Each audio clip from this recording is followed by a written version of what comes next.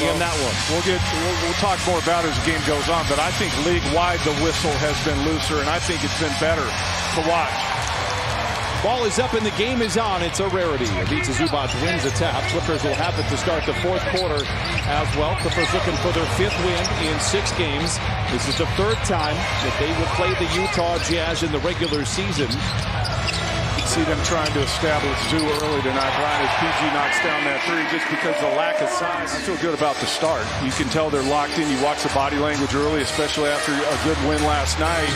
You know, Utah's lost 10 in a row. It'd be easy not to be ready to play. Looks like the Clippers are ready to play tonight. Against a veteran team like the Clippers, they just don't have the experience that the Clippers do. There's a good shot of Will Hardy. Meanwhile, Paul George creates space and then some, and the Clippers have hit all 5 of their shots here in the first quarter. In more of a, quote, pure point guard. Sexton has been on quite a roll since December. Broadcasters jinx and plays turnover.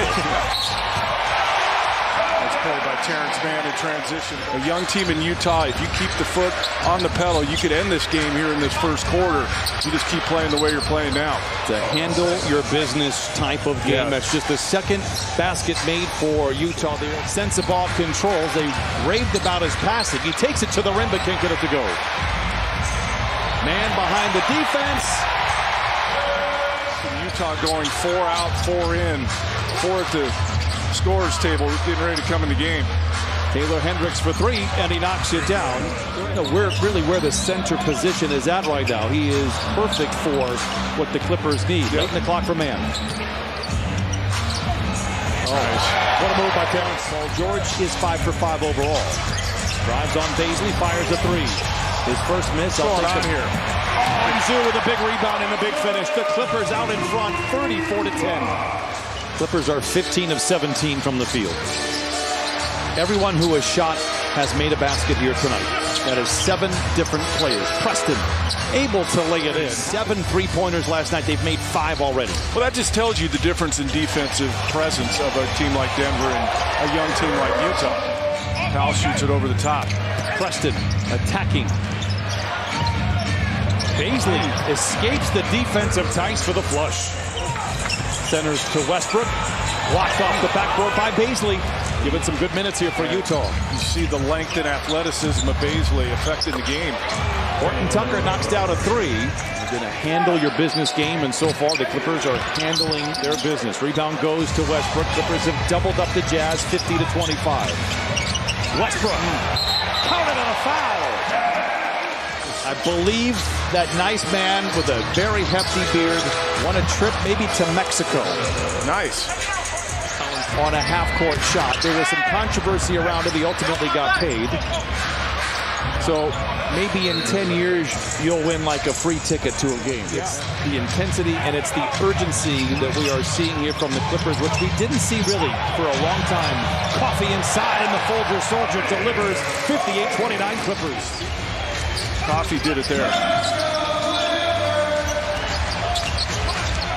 Harden attracts the defense and finds an open Tice on the wing. And of course, Tice puts it down. The Clippers are 8 of 11. It's such a great fan base, too. That building's electric when they get going.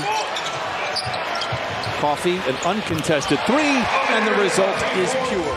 Won 1 game against Minnesota. It was very similar to the game that they won against Denver. A grinded-out game. Clippers just, at that time, were the only team to win a game scoring less than 90 points as Powell knocks down another 3. James, by the way, has only taken 3 shots. He's made them all. Harden has taken 4 shots.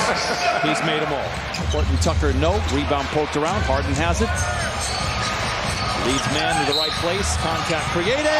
Counted on a foul and send that young man to the line.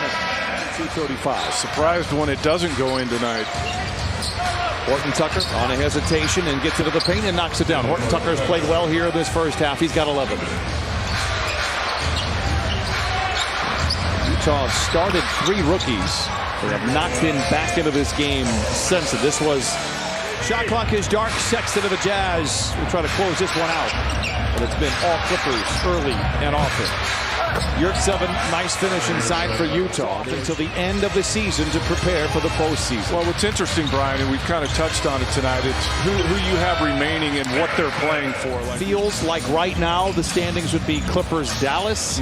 Don't rule Phoenix out. They've got a brutal schedule, including 2 against the Clippers. They can easily climb in if they handle their business, as Ivica Zubac lays it in. Ballmer fell in love with it in 2017 during the playoffs, said it was super loud. He felt the crowd was right on top of him. Bazley knocks down a 3, and he's right. No, that's all right.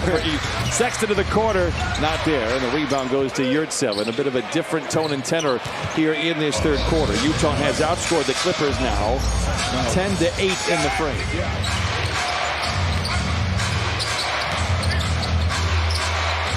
Yurtseven able to get it to fall. Nice defense inside. George the other way. How many blocks does Zoo have tonight? Zoo working inside, off the window and in. Great footwork from Ivica Zubac. They were literally the best team in basketball record-wise. There were numbers that supported it, lineups that supported it, and the tandem of Kawhi Leonard and Paul George, despite their struggles, Don. I mentioned in the first half, they just have to go after tonight. Let's assume they're going to win this one, which they're on their way to. All they have to do is go 3-2 the rest of the way to lock up that 4 seed.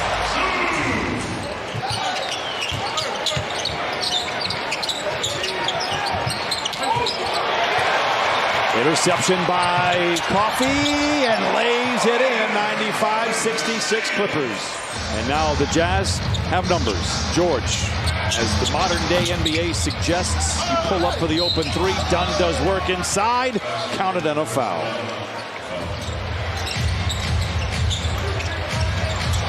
Dunn read it all the way and takes it to the rack with 2:19 to play in the third at 97-73. So I observed a lot. You can absorb a lot by observing a lot. Westbrook lays it in, 99-75. 79 games, but I also think this is a little much. I think somewhere in the middle. But the fact that they're acknowledging it and potentially going to address it, I think is a good thing.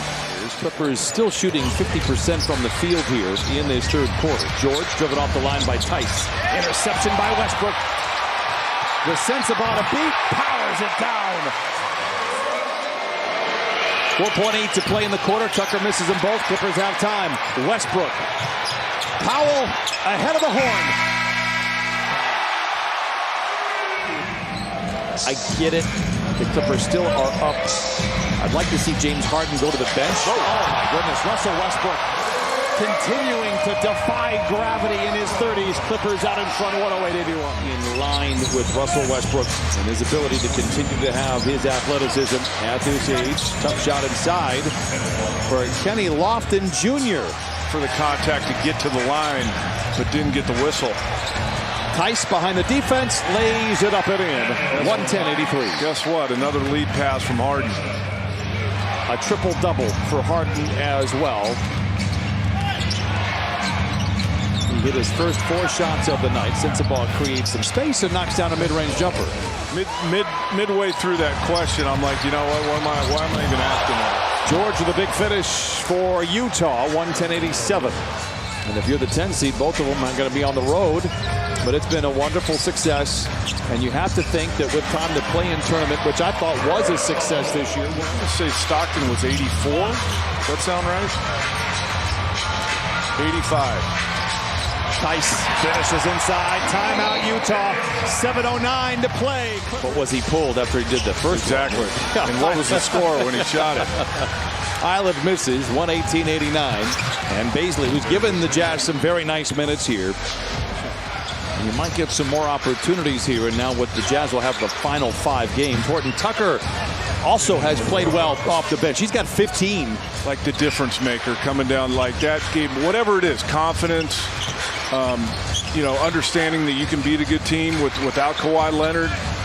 But I think the way they came out tonight tells me, no bobblehead. Are you emotional about about the end of the Pac-12? I am. Yeah, it's sad, you know, and I spent so much time in and around that conference. I'm not sure who's going to beat them, especially in a 7-game series. That was really impressive that first half tonight. After the past few weeks, the ups and downs for the Clippers. Don, it's been a pleasure. Appreciate you. Thanks for having me. Had a good time. Clippers are winners tonight, 131-102. They've won.